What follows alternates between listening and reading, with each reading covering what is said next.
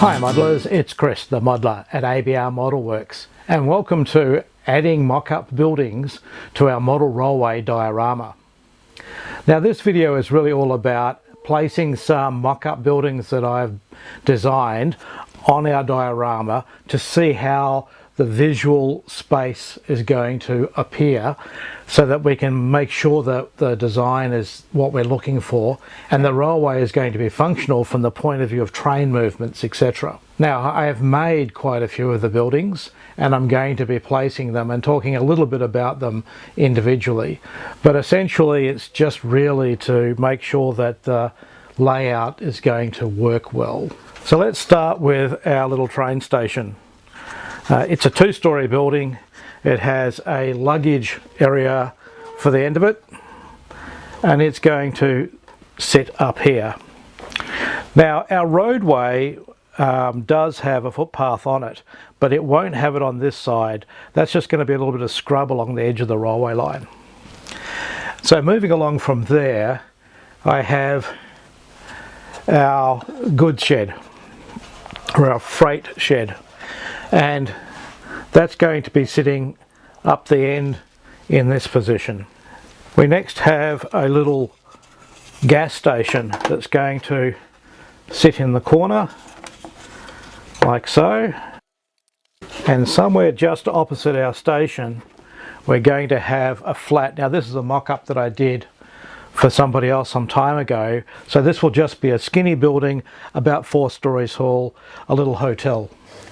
We're going to put two other flats side by side. I haven't decided exactly what they're going to be yet, so we'll get back to that later. And moving on, in the corner here we're going to have a little diner. Next to the diner there's going to be a little hardware and tool shop. Next to our tool shop we're going to have a bank. This is a brick building. Next to our bank we're going to have a little row of 2 shops. There's either going to be vacant land in this position or possibly a doctor's surgery. This will be some rooms to let, a little old style shop, and a 2-story hotel on the corner. So that will give us quite a nice array. Now the spacing is not quite right, but you know, I'll be playing around with that, and there'll be some other little parts that will go in between them, etc. Our main industry is going to be a pallet factory. So this town is on the main line and it has a plentiful supply of timber just down the line. So that's why we have a pallet factory as the main industry source. And then we'll have a couple of buildings in this position for crew change and a signal tower and office for the railway itself. So that gives you a bit of an overview of what we are planning for the diorama. Now as I go, there'll be lots of little changes and things will move around a little bit and designs will change slightly. You know, the window sizes might be different or the style of window might be different. So this is just a visual placeholder to give myself and you guys an idea of where we're going with the whole thing. And you know, the whole hobby is all about, you know, getting into your imagination and coming up with, you know, something that is for me at least anyway, something that is a story to tell. Like I said, you know, this little town is on the main line. Its main industry is this little pallet factory.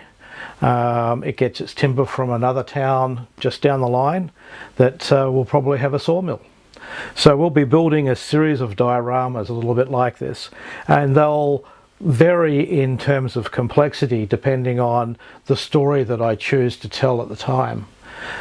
So this is a transitional time in this railway's life. It's, you know, towards the end of steam, so steam will still run, and the early diesels.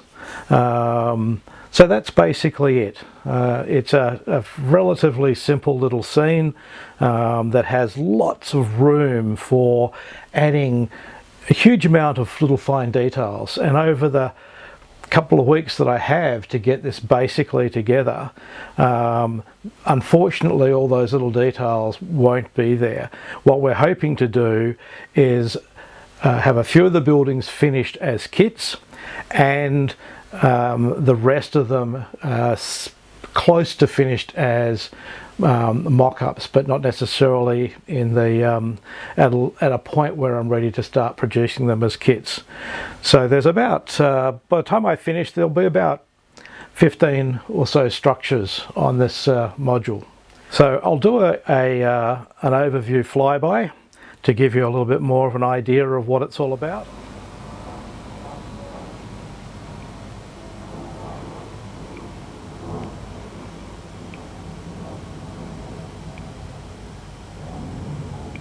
So there we go, an overview of Big Rock Valley.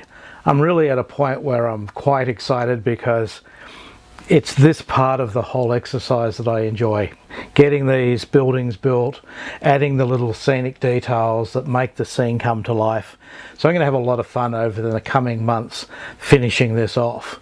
And as I said, I'll get as much of it done as I possibly can to display it, and hopefully get a bunch of people excited about building Fremo modules. I think this is a fantastic way to go.